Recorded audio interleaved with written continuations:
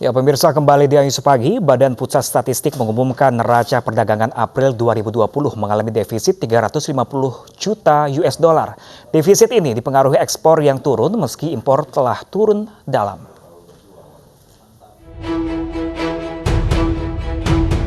Neraca perdagangan bulan April 2020 tercatat mengalami defisit.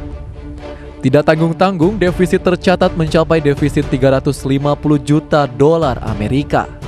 Badan Pusat Statistik mencatat untuk nilai ekspor April, angkanya mencapai 12,19 miliar dolar atau turun 13,33% dari bulan sebelumnya sebesar 14,07 miliar dolar. Penurunan ekspor disebabkan oleh penurunan ekspor migas dan non-migas masing-masing 6,55% dan 13,66%. Pada April lalu, penurunan ekspor terbesar terjadi di jenis komoditas pertambangan sebesar 22,11% dan industri pengolahan 12,26%. Sementara itu, nilai impor pada April 2020 mencapai 12,54 miliar US dollar. Posisi ini turun 6,1% dibandingkan bulan sebelumnya. Salah satunya didorong penurunan impor migas hingga 46,83%. Sedangkan secara komoditas, penurunan impor terbesar pada April disumbang oleh impor bahan baku yang turun 9% dibandingkan bulan lalu. Secara keseluruhan, rapot neraca perdagangan pada April 2020 ini tercatat mengalami defisit mencapai 350 juta dolar Amerika.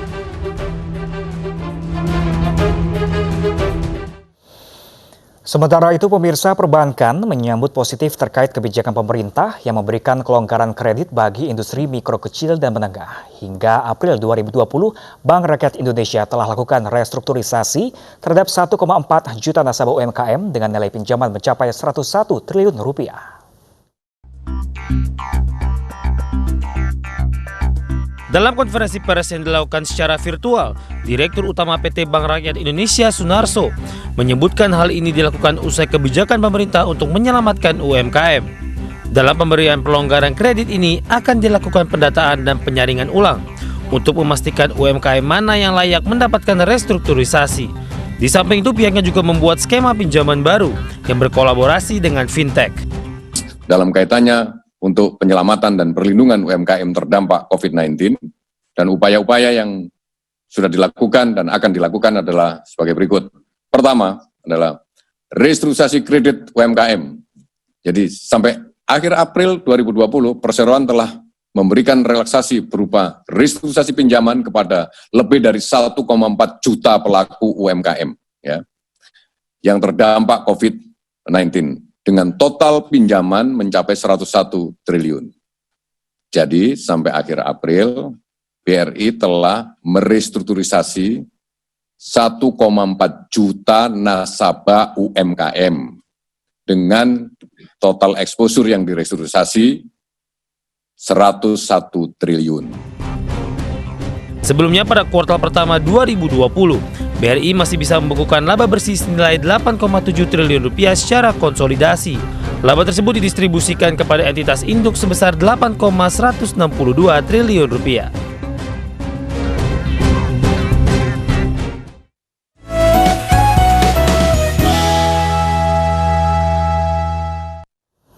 Ya, pemirsa, di tengah pandemi corona, rangkaian ibadah di bulan Ramadan maupun Hari Raya Idul Fitri dapat dilakukan di rumah, termasuk membayar zakat fitrah dan sholat Idul Fitri.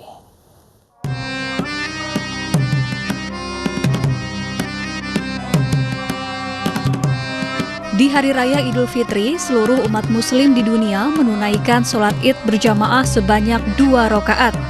Namun di tengah pandemi corona, sholat Id bisa dilakukan di rumah. Menurut Fatwa Majelis Ulama Indonesia, sholat Id di rumah hanya bisa dilaksanakan umat muslim yang tinggal di wilayah tidak terkendali atau zona merah.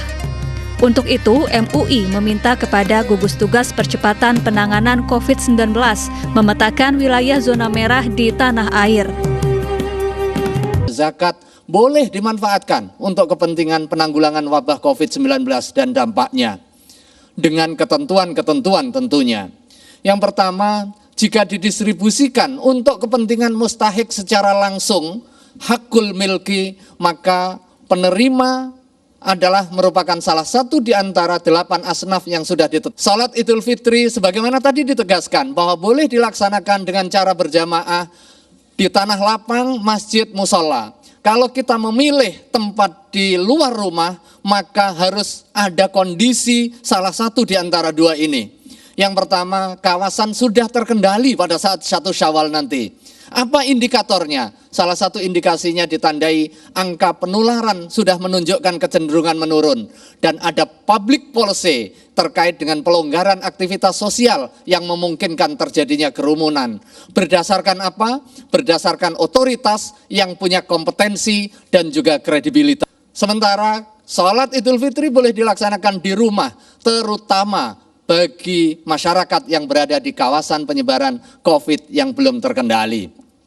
Tetapi baik dilaksanakan di luar maupun di dalam rumah, sholat Idul Fitri harus melaksanakan protokol kesehatan untuk mencegah terjadinya potensi penularan, antara lain dengan memperpendek bacaan sholat dan juga pelaksanaan khutbah.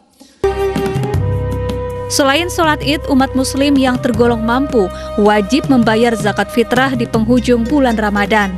Zakat diberikan dalam bentuk bahan pokok seperti beras atau uang tunai.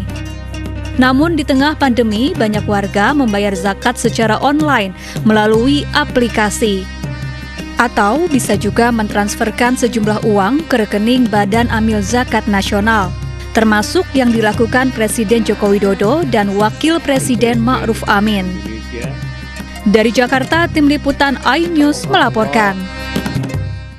Ya, pemirsa, Taj Mahal dari Riau, begitulah julukan Masjid Raya An-Nur di Pekanbaru.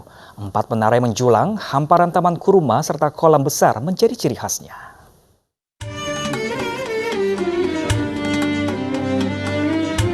Hamparan taman yang ditumbuhi pohon kurma dan kolam besar memanjang di depan masjid, seperti menyambut setiap jemaah yang datang berkunjung ke masjid. Inilah Masjid Raya An-Nur yang terletak di Jalan Hang Tua, Kota Pekanbaru Riau, yang dikenal dengan sebutan Taj Mahal dari Riau. 4 menaranya dinilai memiliki kesamaan dengan Taj Mahal di India.